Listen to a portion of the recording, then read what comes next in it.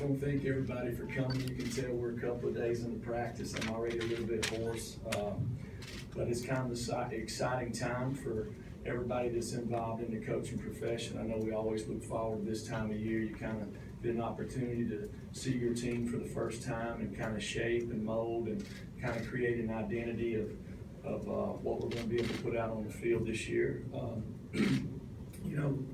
Excuse me. We lost several good players last year, but we've got a lot of guys returning at all three levels, up front, outside linebacker, inside backer, and in the secondary.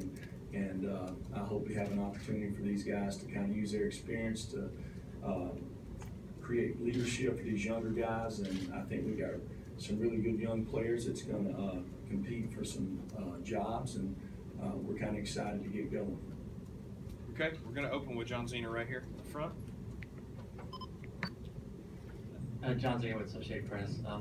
You kind of touched on this earlier, but you lost 7 NFL draft picks. Some coaches don't ever coach 7 NFL draft picks in their career. How big a challenge is it to replace that kind of leadership, talent? And then I had a second. Well, I think if you in this profession, it happens every year and it happens everywhere. It really doesn't matter if they go to the NFL or they, go in the workforce. You got to replace them. So it's something that we had to do the year before, and it's been done here for a while, and it creates opportunities for other guys. That's why they came here, to have an opportunity to get on the field and compete and play. And I think we've got good competition everywhere. Come back over here with Aaron. Aaron Suttles, Tuscaloosa News. Deron Payne, where does he need to get better? And does he have the attributes to be a 3-down lineman? He played some 3-down, all 3 downs last year. He's really worked hard in the offseason, I think, to, maybe get in better shape.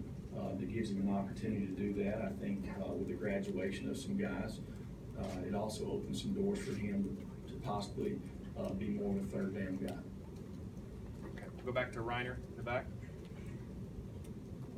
You guys seem to blitz a little bit more than, say, you guys did under Kirby. Can you talk about that philosophy? What led you to do that? And number 2, do you think that with the personnel that you have that you can do that as effectively this year? Well, I think anytime you bring more than 4 guys, you're putting pressure on the back end, and to do that, you got to have good guys who can stand up and play man-to-man. Obviously that's where the pressure's at. We had some guys back there that had experience, and we had some guys that were good blitzers. So I think over the next 2 or 3 weeks, we'll kind of see how we develop as a team and see if that's kind of our identity this year or not. Okay, we'll come over with Alex. Guys, try to keep to one question. I'll try to get back to you if we have time. Okay, I want to make sure everybody gets a question. Jeremy. Right here with Alex. I'm sorry. I want to ask you about Rashawn. Where can he take his game to the next level now? And what do you kind of want to see from him? Feel confident he can be that guy for you in the middle. Rashawn's a really good athlete, and we got a group of guys that play inside backer that all have a unique skill set. Rashawn has, I think when he first got here, he was more of an outside pass rusher, and we'll continue to use him in that role. But to play every down, he moved inside this past year, and he's still learning, and I think he's improving every day. Okay, go back here to Rick. Hey, Jeremy, Rick Carley, Fox 6. How important is it for you to bring a kid in as a freshman 3, 4, 5 years later, just let him or allow him to leave as a complete football player? So we're talking player development, if you can talk about it. Well, I think one thing that's very unique here is if you guys, when you watch our team periods, we 2-spot, and that's one thing about player development that Coach Saban does is, we have 4 teams out there, so everybody gets the same amount of reps. So nobody's sitting on the side watching, and I think that is unique in the fact that guys have an opportunity to develop, and you see a big difference from the time that they're freshmen to the time they're seniors. We'll come back over here with Michael. I want to ask about Terrell Lewis. What's he bringing, and how are those guys going to replace? You have Tim Williams and Brian Anderson that are gone. How do you see those guys stepping in? We got several guys that's returning at outside backer that had an opportunity to play last year. Terrell Lewis, Christian Miller, Anthony Jennings. And then we got some younger guys there. So that's why we practice. The kids are going to continue to work and develop. develop, and we'll kind of see over the next few weeks. We'll come back up front with Tony. Tony Sakala's been Insider.com. I wanted to ask about the defensive end spot. What have you seen from Isaiah Buggs and Raekwon Davis, and do they push each other for that last spot? Well, really, we don't have nobody's really plugged into any spots. I think it's one thing that's very evident here over the last 10 years is Coach has what he calls a rep chart. There is no depth chart right now, so we've got 11 guys that are competing for 3 positions, and we've not even put pads on, so it's really hard to judge how defensive lineman's going to play without pads on. So we'll see over the next few weeks. Come back over here to Chandler in the green. Jeremy, kind of following up to that question, Coach Saban's talked about the one thing that you guys wanted to do out of the spring was develop more depth up front in defensive line. What do those guys have to do once you put pads on to show that they earn that consistent playing time that you guys need?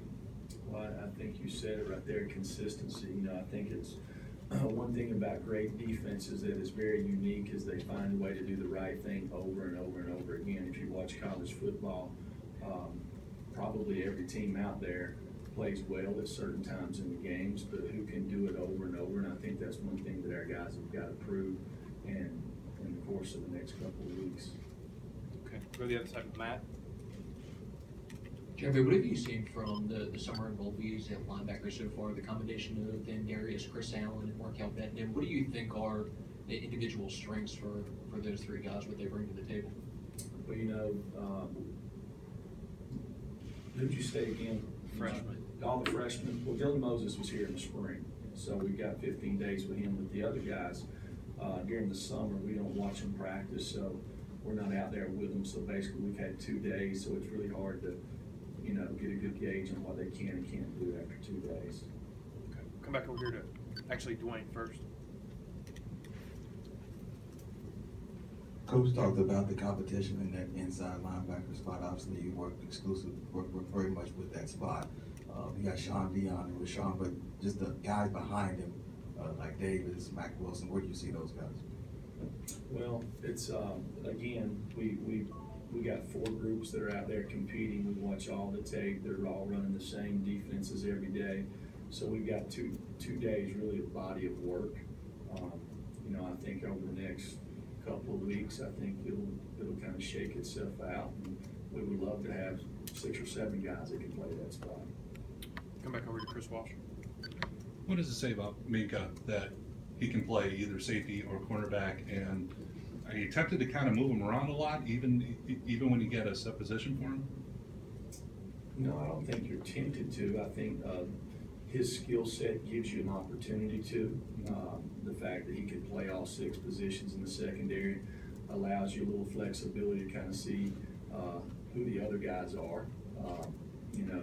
If we need help at corner, he can play corner. If we need him inside at star and money, he can play there, safety. So he's got a unique skill set, so that gives you a little flexibility. Go in the back. Aaron. Hi, Coach. Simone Eli. Every offseason is challenging. How has this offseason been challenging for you at home with a newborn who's now just a couple of months old, and how's that going for you? That's a good question, man. You should ask my wife that. No, it's. I think everybody in here probably has children. I think it's probably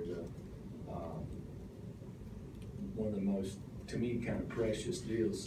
You bring one into the world, and to me, I look at it when it comes to coaching, it's the same deal. I have a son that plays at Jacksonville State, and I know how I want him to be treated.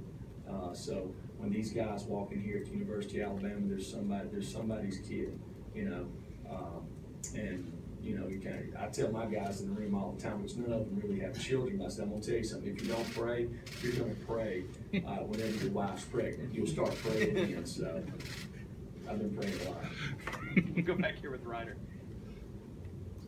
Can you talk about your experience at Florida State and also, your relationship with Jimbo and how many clues do you have of their offense, I guess, from that experience? Well, in fall camp here, we've really been focusing on us. You know, I worked a year at Florida State and was very thankful for the opportunity. It was a great year. Had an opportunity to win the national championship and have a tremendous amount of respect for what they do and what they have done. But really right now we're kind of focused on us, and that's what we'll continue to focus on for the next few weeks. Cecil in the back. Hey, Coach. Last year, Raekwon Davis seemed like a guy that just used to be the biggest guy on the field, the biggest guy in the ring, and sort of used his physical talent. How has he progressed in terms of being a really more of a thinking college football player? Well, I can say this, and it's not just about Raekwon, it's about probably every football player that comes into this program, and probably anywhere, you know, in the recruiting process, kids are much better football players when they're a senior than they are when they're a freshman.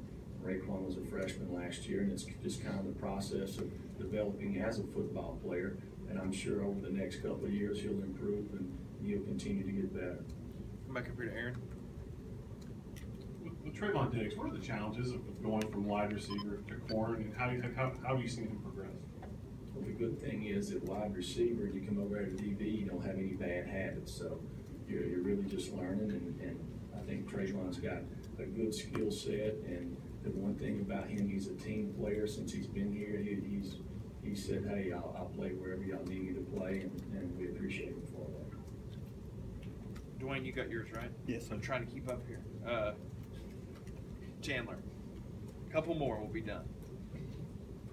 Jeremy, Nick's talked a lot about the alpha dog personalities you guys lost off that defense, and he's looking for some guys maybe to reassume those roles this year. Who are maybe some of the guys you saw in spring and now in fall that are kind of stepping up and kind of taking hold of that defense? I think when it comes to leadership roles, it's not something that you just do in the off season or during spring ball. I think it's something that kind of develops over time, and we're not there yet. And when it comes to the leadership roles, I think that develops as you practice, and that's why you have fall camp. That's why they all live in the dorm together, kind of build some camaraderie there. And you know, you put them in adverse situations, and the guys who are the leaders, you know, they kind of rise to the top there, and you know, we'll figure it out over the next couple of weeks. Last one over here with Drew.